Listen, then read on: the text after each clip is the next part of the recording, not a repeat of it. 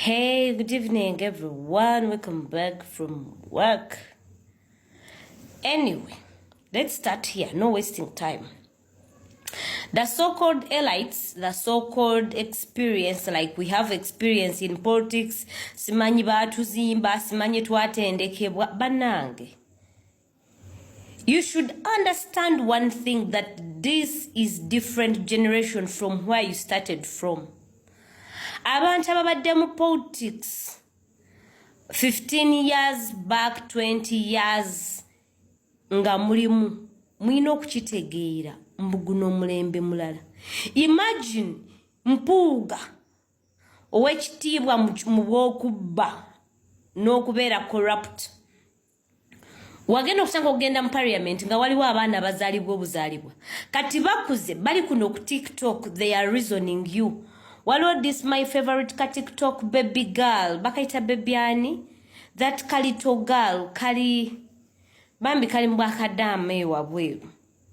That ka girl reasons so better than many of MPs about opposition and aba NRM combined together. Uchitegeera. Kati bwe mutandika okutwesibako. I like whoever who have watched the video of Nabila. Ayogedde amazima. Muleke Omulembe gwaffe, muleke generation yaffe yeefuge ekole ebyaffe bye tumanyi. Mwebyammwe mwefuula abategeera byabalema. That's the truth. We have come to understand and realize that you're working for your greedy, selfish stomachs. Temutulowoozaako. Mwe mwajja kukwata gafo n'okukuuma ebifo. Muli elites, but you're elites in stupidity. That you cannot differentiate the wrong and the good. Guno Omulembe gwaffe muleke twetegeerere. Guno Omulembe muvubuka mwabakadde, you have betrayed us and you have shattered our dreams and you have really burned our dreams. We have seen you what you have done. We have watched you. Some of you, we always looked at you nga tulowooza muli bamenta abalungi, but then you're not. We realize that you are not. Ebyo by'okujja okwefuula mbu mutegeera, temutegeera nga bwe mulowooza. Ffe temututegeerera. Guno omugigi gwaffe twafunayo omuntu owaffe atutegeera, kyobula gwe naffe gwe tusibiddeko. Mmwe abantu abadde mu 20 years politics nga mubadde mu parliament 20 years 15 years muddeeri ewa Museveni wammwe. Olaba gino emyaka mekaana gagenda okuwera. Museveni bw'abanga yali mukulembeze mulungi ng'ayamba, yali agenda kulekulira 15 years ago. Akiveemu aleke n'omulala akikwatemu.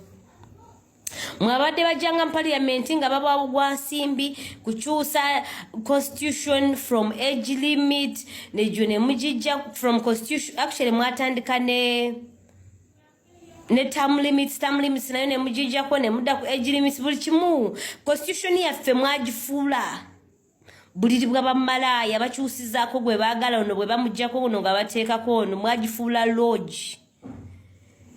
No, we cannot. What you failed as a generation, we are not going to let this go. Tetujja kubattira ku liiso oba tubatye mulowooze muli bakulu. Tugenda kuba reasoning out. Tukitegeera. Mpuuga kati gwe wooli nze ngenza okutandika okulonda nga nze Sky nga already oli mugundi. Nze ngenza okutandika okulonda akalulu kange akasoose okuweza emyaka egikkiriza okulonda wano mu 2016. Ke kalulu kange akasooka okulonda. Okitegeera ekintu ekyo? Ke kalulu kange ke nasooka. Kati muli wano mwagala kutusirwalirako, mwagala okutegeera president agambye if okuwawulamu like bwe kibanga okukwata omuntu n'omulemezaawo n'omugamba asasulire ekibi kyoba yeetika omusalaba gwe ayogere ku kibi nga kye kinaatwawulamu. So let it be. Naye ngenda kubagamba nze bwe mugenda okwawulamu nze sigenda kuva mu Nuupu ate sigenda kuva ku Kyagulanyi. Nze nabonaabona first campaign yange y'okubeerawo nagenda Kyaddondo ng'ate siri mu Kyaddondo. Nagenda mu campaigns ekyendali sikolanga ate nga sikisobola era olwavaayo nalwala that real day olwadda site nyingi n'omusana ogwankuba gwe nali simanyidde naliyo mwe mwagaana okugendayo n'okumukolerako campaign we mwamugaanira mu gabiina gammwe ge mwalimu ago ga political party gammwe ge mwali mwelooza mbu ga kitalo nnyo n'aba FDC bo bennyini baamugaana okumuwa ticket dipi ne mumugaana ebyo byonna opposition party byefuula muli ba opposition nga temuli mwenna mwamugaana nga mugamba he's amateur. Now the boy is reasoning you out, is standing for truth and is standing for people. Mwagenda okujja okumwesibako era indeed nga Nabira bwagenda bwe yakyogedde mwajja wano nga mulaba ne mu bibiina byammwe temusaa kwesimbira abantu tebakyabaagala tebakyasobola kubeesiga wadde okubewa akalulu ne mujja gwe Mpuuga tewatandika nuupu mu bantu abatandika nuupu toliimu mu bantu abatandika nuupu tewaliimu yakusaasira busaasizi yakwesiga bwesizi ng'omuntu era he so disappointed in you naye tewaliimu era ekyo nkimanyi tewaliimu okitegeera medisego nadooza ka credit kotwalako bino we byali tuyiriba n'ekibalama mu kooti mpozi waliwaawo naye twakola nnyo kyamaanyi era wali osasulwa anyway at the end of the day wali oli wa musaala wali tokola gwa nakyewa muleme okutulowooza mujja kututegeera ate mutufugaze nedda mwayiseeko dda like you're this expired. Your generation expired. You failed to stand. You failed to remove Museveni because you're also massaging his balls. Nga mukifo ky'okumusinka ne mumugamba bye mumugamba oba ne muyimirira mu parliament ne muteesa ebyaddala mwakifuula kiyumba ky'aboonoonyi. Parliament ya Uganda mwakifuula ky'abanyaguluzi babbi bakumpanya. Museveni we mumusinka na mumassaging balls mumwashipinga bwashipinzi mumukombe ebigere. And what we are not going to do in our generation, I really tell you the truth, we are not going to allow that nonsense. No, we will not. You understand? Muleke twefuge, muleke tukolenge ebyaffe bwe muba mulaba mbu ekibiina ky'abavubuka bavuma abantu abakola batya mukive mugende mutandike ekyammwe elderly party. Mugende mutandike ekyammwe ekyabazeeyi ekyabakadde elderly party.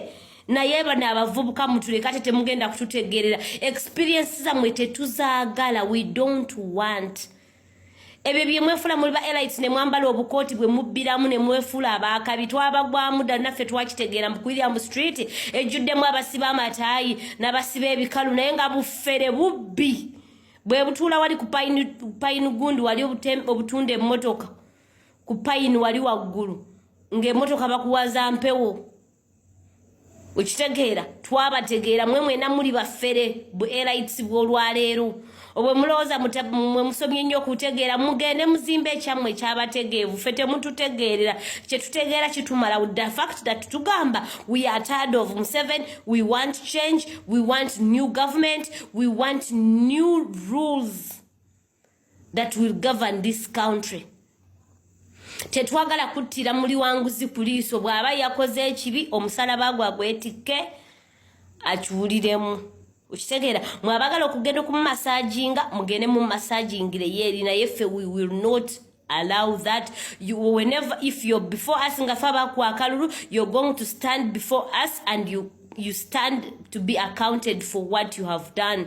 We shall question you, we shall hold you accountable for your wicked deeds. Tukugambe wali enguzi ate nga tolina kyogenda okutukola. Mpuuga ekitiibwa kyolina kyabubbi nalabye muyaye munno mukumpanya Katikkiro Mayiga ng'akuweeweeta ng'akuwaana kubanga mwena muli baffere y'omuntu alina lofaamu naye nga lofaamu telina kyeyambye tesobola kulwanira n'obwakabaka ate nga yeefuula mbwabwagala ate nga mwabali mu kubusaanyaawo munda. Muleme okwekweka emabega wa kabaka, muleme okwekweka mabega wa Mmengo, mufeesinga ebibi byammwe mwetike emisalaba gyammwe ng'abantu. I sign out. I remain the really one, Uncle Legal Sky.